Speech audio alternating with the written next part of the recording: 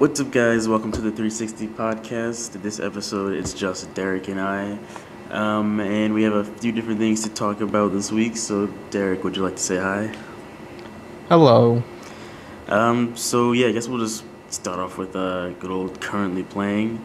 I'm currently playing, let me think, what did I play this week? I played an array of different things. I started playing Temple Run 2. Yes, yes, That's a lot of yes. fun. That's the thing, yes. Yeah. And I stopped really playing Black Ops 2 multiplayer for a while, but now I've gotten to like these private matches, like with me and like a handful of other friends. We'll just play like domination or demolition with each other, and that's a ton of fun when you're actually playing with people you know. So that's mainly what I've been playing in zombies, as always. Yeah, I've been playing Temple Run 2 also, but I also been playing on and off Assassin's Creed Brotherhood and Black Ops 2. I'm trying to play Halo 4, but my Halo 4 game isn't really working, so That sucks. geek problems there, so. If you're wondering where Wilbur is, we don't know, so I can't answer that question. Yep. Um, Indeed. Moving, I guess we'll start off with the Nvidia Shield. So I'm not completely sure of everything this thing does. Is the like it's like a handheld flip open device thing? I'm sure Derek, you probably know a lot more about it than I do. It's basically like like a little tablet, like a little like Xbox controller, but with a screen on it that plays that has Android on it, and you can play like Nvidia games using their new Tegra 4 processor. And it's basically just like a tablet made for gamers. It has like a built-in controller and like access to games and stuff like that. It's pretty cool. Gotcha. So there's an array of these like Android consoles starting to pop up. You have the Ouya, you have the Nvidia Shield now. There's another one that I can't think of the name of, but I believe it's all controller based, where like you just basically bring your controller and there's like a little like almost flash drive device that you plug into your TV and you just play straight from there. Interesting. I don't remember the name of it though, but obviously there's a bunch of these coming out. So does is the Nvidia Shield, is that something that's coming out this year, or Like we don't really is know. that I just mean, from what concept? it's been like shown, it seems like it's a demo device for Tegra 4, but I wouldn't be surprised if they do come out with something like it, like for like I don't know, maybe $400. But it is pretty cool. I don't know if it's actually gonna come out though because at CES they didn't really mention any pricing or availability. They just kind of used it as a demo for what Tegra 4 had. Gotcha. I mean, it's got some like cool things on it. It's got like HDMI out, so you can play it on your TV, and also if you have a PC with NVIDIA GPU, you can download this app to your computer and you can stream your PC games to the Shield thing, and you can play them on your TV or play them on the console. You can just stream it over the That's internet. sick. Um, And then works with Steam too, if you're a Steam player. oh, and speaking of Steam, there's rumors of the Steam box coming out. Yeah, that's true too. I've been hearing a lot about that too Yeah, lately. coming out Steam box. sometime soon, and I've seen like images of, I guess they're just like concepts that I guess Valve is playing with, but it's like these just small boxes that you can probably fit in one hand, and they look very almost like retro steampunk, if that makes any sense. Yeah. But yeah, I mean, I'd be full on board for a Steam box because I mean that combines best of both worlds. But it's gonna be very cool to see what happens with this market in the next like year or so. Once this Yeah. stuff actually starts hitting shelves. Yeah, I hope it comes out. This looked like a pretty cool device, something that we weren't really expecting, and it's definitely like one of those unique devices that you see at CES. Yeah, for sure. So, was there anything else that like really caught your eye at CES? There's a lot of like phablets that there, like lots of like different types of like 5-inch phones that like are between that like can be a tablet or a smartphone. Um, Lots of 4K TVs, but they're not really for the consumers yet. So, I mean, it is the consumer electronics, so I wonder why they still have them there when they're not Yeah, really consumer priced. But Lots of 4K this year, and just a bunch of phone announcements and stuff like that. Just the typical usual stuff. Yeah. So, just kind of on the phone topic, when is the Galaxy S4 coming out? Do you know? We don't really know. I mean, there's rumors that it could be at like Mobile Congress, like in Barcelona in a couple months. Samsung could hold its own event announcing the S4, but I don't really know. I mean, it's up in the air right now with the S4, but as far as I know, from what I've seen, is that the S4 is going to be exactly like the Galaxy Note 2, but maybe the screen size won't be as big, but it is going to include a one of those S Pens or whatever the hell they're called. Gotcha. But yeah, thanks, Derek, for keeping up with that because I was not aware of what was going on in CES. Anytime. So yeah, moving on to what's next on the list. Is it the iPhone, or am I skipping over something? Looks like it's going to be Facebook. Oh, that's right. Facebook adding a voice chat to their app. So this is not really big news. This is just something I wanted to branch off of. But have you actually used the voice chat on Facebook? Um, have I used the voice chat on Facebook? No, because I really don't like to me voice chat with Facebook. I really haven't used it yet, but it's kind of a good idea. I think they're trying to use some of their Skype partnership to pull that off, Right. but I haven't used the video service since it launched. I don't think anybody has because I never see people video chatting on Facebook. I see people using like FaceTime or Skype or whatever. But I think it's a pretty cool concept. I think it's gonna take a big bite out of what maybe Google does or maybe what Skype has, since Facebook has a lot more active users than Skype or Google. Because the thing is, I really don't use Facebook often at all. Um, but my roommate actually does use the Facebook video chat. Um, but with the voice chat, I mean, I think it's interesting. I don't know how many people like has Facebook rolled something out on the homepage or something like saying, "Hey, there's voice chat now," or they're just gonna kind of let people figure it out for themselves. I mean, I think it's only for the Facebook Messenger app on Oh your yeah, yeah, iPhone yeah. or Android, because to me that's the only way I see it. Because when I updated the Facebook Messenger app on, I think it was some day this past week, it did say that it had an option for voice chat, but I haven't had anybody to voice chat with.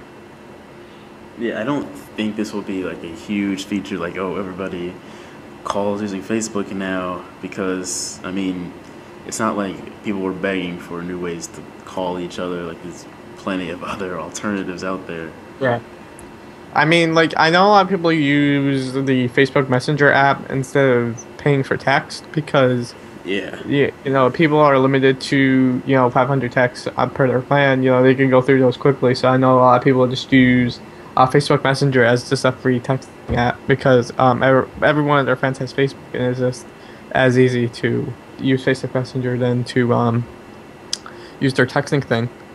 But I think also Facebook did announce when they did the voice chat, their new search. I think it's a new search engine by Facebook. I don't know, but it's like a type of search that you can type in like friend like bars my friends like, and it shows you all the bars that your friends like, and it's just a Oh, new that's way to cool. like get more involved with your friends. I mean, it's supposed to take on Google, Yeah. and I really do think they have a good shot at their new search, which should be rolling out within a couple months, according to what I've read. And I read a little bit about it, but it looks like a pretty nice thing. I can't wait to use Yeah, it. because Google, has that integrated with Google Plus, and when they first announced it, I was like, I don't understand why that would be that cool. But if you do Google something and like you see this person plus one this, like, oh, well, it must be good. Yeah, yeah. I mean, it's supposed to be a way to get like when you like if you're not familiar with an area or you just want something new to do, like this is supposed to be a way that you can look at like places that your friends are gone and like check out those same businesses and those places of interest. Yeah, but if Facebook can, do this right, it could be really, really good. Yeah. So I think we should skip to Line and then come to the iPhone thing last because Line kind of plays hand in hand with this. But Okay. Line, in case you guys don't know, is like this app that is on iOS. Not sure if it's on Android, and it's also on the desktop as well. But it's basically this social networking messaging app that allows you to send text messages, voice chat, video, photos amongst each other, and I believe it's based in Japan, and that's where it originally launched, and it's like huge over there. It's like the Instagram of here, but it's this big thing over there, and I believe that's mainly because, at least I believe this is how I understand how it works. In Japan, you cannot text people that are on different networks. So Oh, really? yeah, or at least in certain parts of Japan. So using this, they can get around that. Oh, that's neat. Yeah, I was just checking out the app details on the App Store. It looks pretty cool. I mean, it's definitely one of those apps that looks like it was based in Asia because they do have a lot of like The like yeah, emoji, like centric, like design marketing to their app. It's like one of those yeah, things. definitely. But the, I mean, I would love to start using this here because it is really neat. The thing is, like, there's already so many other things like this, and it's like, okay, well, you guys should start using this. It's like, well, why would we use that if we already have this? So that's the thing. Like, I don't know if anybody here that actually uses this. Um, but yeah, do you actually see like a third party messaging app like making it big here, or do you think people will just kind of stick with Apple's normal solution? Like I think for one of those apps to be big here, it needs to work on everything. I mean, it needs to work on iPhone, it needs to work on Android, it needs to work on Windows Phone. I think Yeah. the one company that I could see maybe pulling this off maybe will be Facebook because they're everywhere and everybody uses Facebook. Hmm. But there's also a good amount of like apps that Facebook could buy and just take their what they let's take like Skype for example. Skype is good for video, and then let's buy WhatsApp for text, and then I really think Facebook is that company to bring a all-in-one like messenger to the United States that includes all this stuff. But as far as right now, I think the only thing that we're missing from a big messenger taking a big role in the United States is everything being on one, everything being on like one platform or everything be on the same platform, everything working on, every phone is the one reason I think we're not seeing a big boom in all around messaging clients as you were talking about as they are in Japan and China. Yeah. There was an app that I was using at one point called, I think it was called Hooked or something like that. And it was cool because the main thing about that was because it was on different platforms. And so, like, if you had friends and you wanted to instant message them and they didn't have an iPhone or an Android or whatever, it didn't really matter with this app. But the thing about it, like, I stopped using it because really the UI wasn't that great, and the notification system that it used was kind of annoying. Um, but that's just personally why I stopped using it. I believe they're still around though. Like I was using one like before I never had a cell phone before the iPhone. My iPhone 4 was my very first like cell phone, but I always had like an iPod Touch, and I usually use the app. I think it was called like Text Free or Yeah, Text yeah, yeah. Plus. And what that did is that if once you signed up with the app, they gave you a phone number, and you could tell it what area code you wanted in. So if you wanted this area code, you could type in the area code based on where you live, and it gave you a number that nobody was using Hmm. on any of the networks.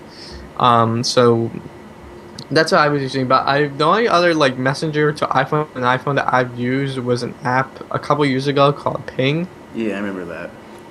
and that's the only one I used. And for what and then like once it like died out and lost popularity, nobody really used it. Yeah. So Um, but I think probably the main reason behind that is probably because when iOS 5 came out and Apple had their own instant messaging thing that really led to that. yeah, because like like I use iMessage more than I use my own like texting plan. Yeah, same here.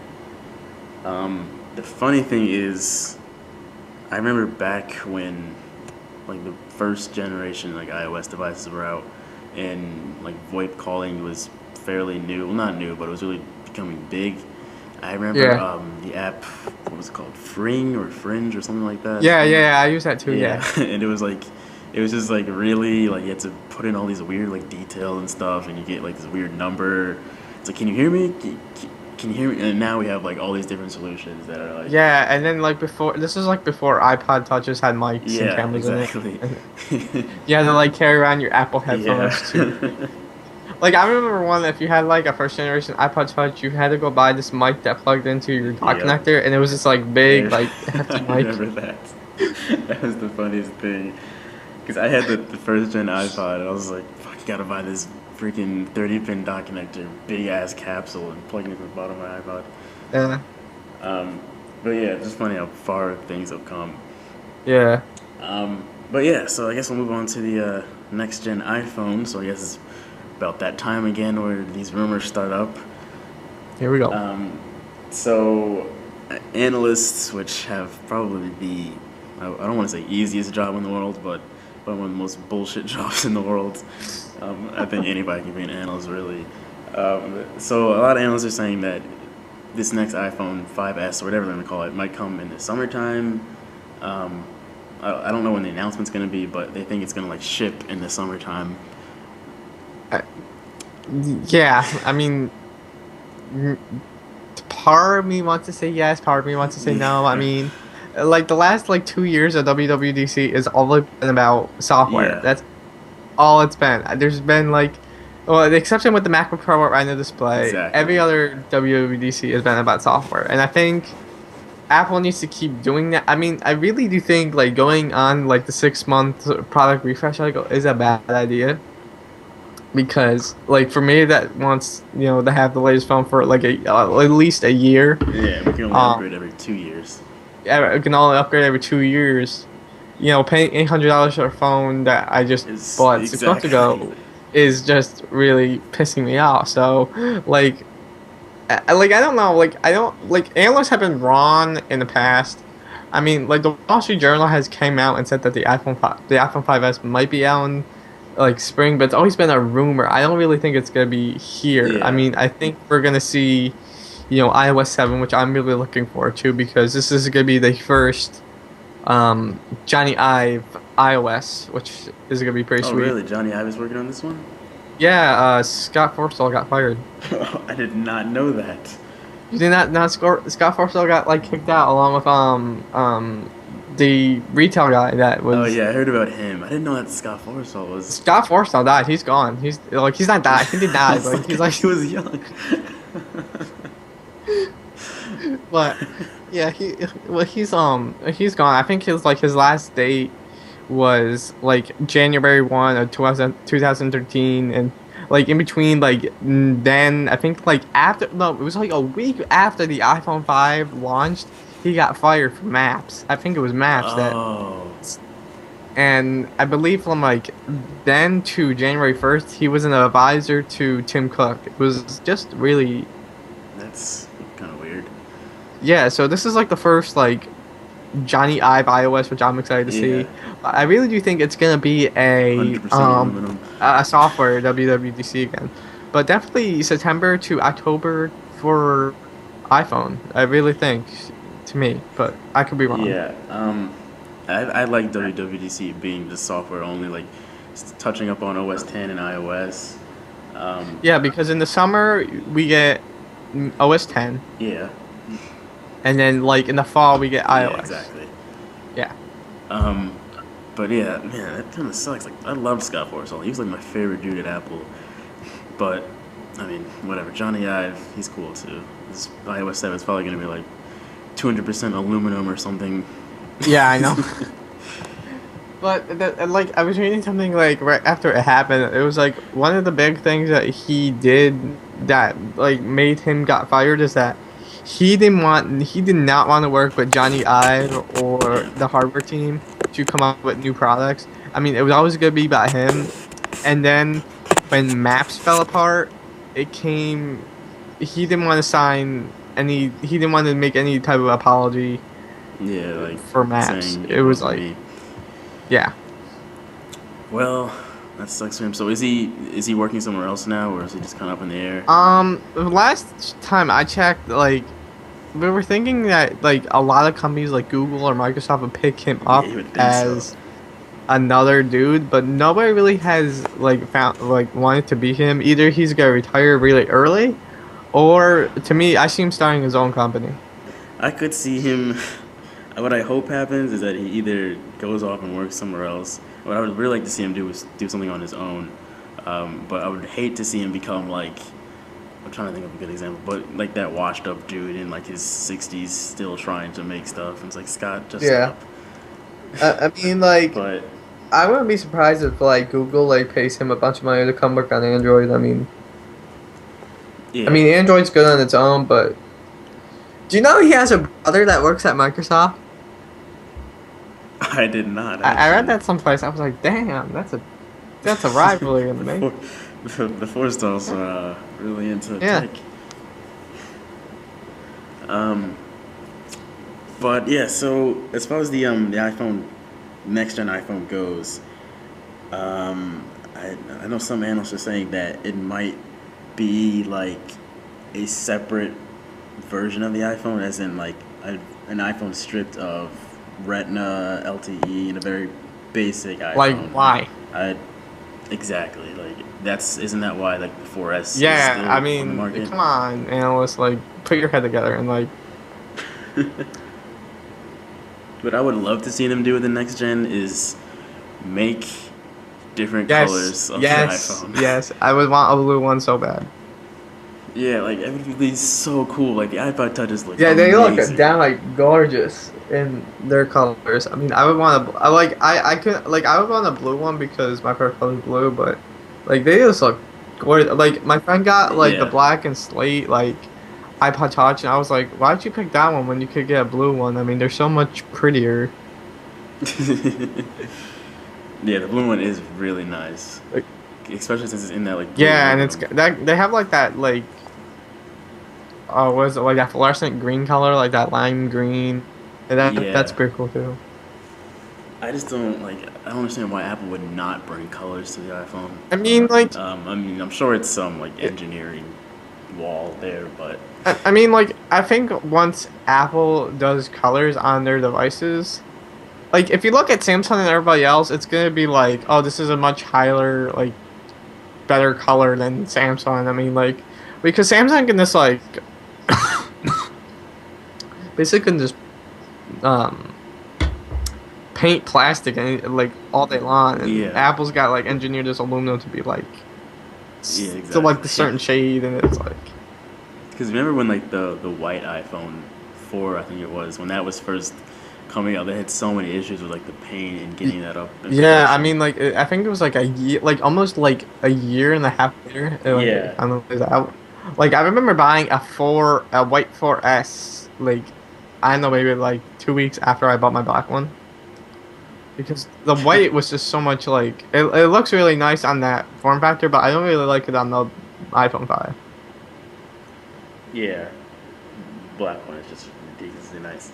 Um, but yeah, that's like Samsung and like other phone companies. Their phones are usually plastic, so you know it's easy for them to do. But I think that if Apple were to bring colors to their iPhones, it would like force the other companies to say, "Hey, like we got to step it up now because theirs are like ridiculously high quality. We have to like do something besides just painting Yeah, plastic." like the only like Android manufacturer that even comes close to Apple's build quality, I think, would be like HTC.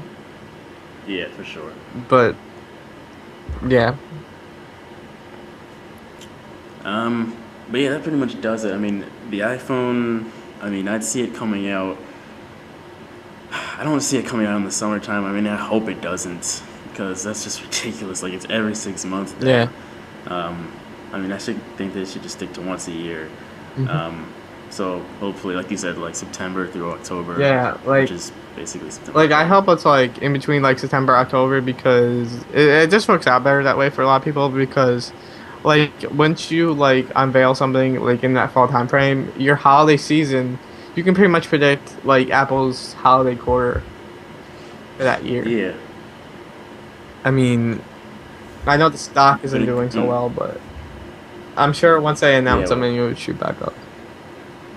when new devices come out in the summertime, it creates like this weird like update update Yeah, process. I Because like mean, some I people are liked like, it when the iPhone 4 came out in the summer because it always gave me something to look forward to, but WWDC's been doing it good for me.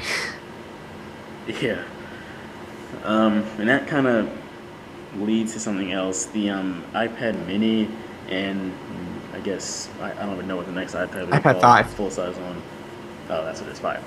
Um, but yeah, iPad Mini. I mean, I'm sure that's pretty easy to predict. Retina, obviously. Um, what does it have LTE Yeah. already, Yeah, or you can buy LTE for it. okay? I guess that solves that.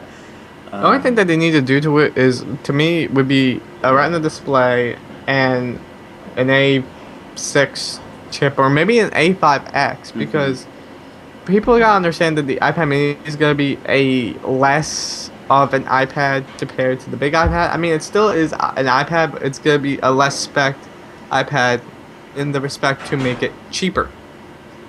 Yeah. I mean, like when I was reading when the iPad Mini 1 first came out, it was like, oh, this thing sucks. It doesn't have an A6. I mean, the reason they made it, the reason that they can make it so cheap, it's a 329, make it like about $130 less than the iPad 4, is because they're using parts that they know they can supply for cheaper. Yeah, exactly. I was in a few days ago. I was in Best Buy, and a lady was looking at the iPads, and the Best Buy employee asked her if she needed any help, and she's like, "Yeah, I'm looking into buying an iPad." And he was like, "Okay, well, which one do you want?" And she was like, "If you have the do you have any of the minis?" And he was like, "No, we're all sold out." She's like, well, if you have the normal size iPad, I guess I'll take that. But if you have the minis, that's like what I want. And it's kind of funny because that's why people want the minis because of that lower price point. Um, because obviously, if she like really wanted like a full size iPad, that would have been her first Yeah. option. Um, Like I would like for me now, since I've been using the iPad mini like a little bit after since it came out, like I'm really liking that form factor than I would think I would. So oh yeah, that's I'm more tempted to pick that up and bring it to the couch with me than I am my full size iPad. I mean, I'm more tempted to buy a 64 gig iPad mini than I am to buying a 64 gig regular size iPad. yeah, that's something I'm thinking about doing is selling my iPad and buying an iPad Mini because I really like that portability of the smaller Like one. you'll be like surprised. Like a lot of people say the screen is like less, and I understand that. I mean, you do see some pixels, but like once you're watching like movies or playing games, that effect kind of just like goes away.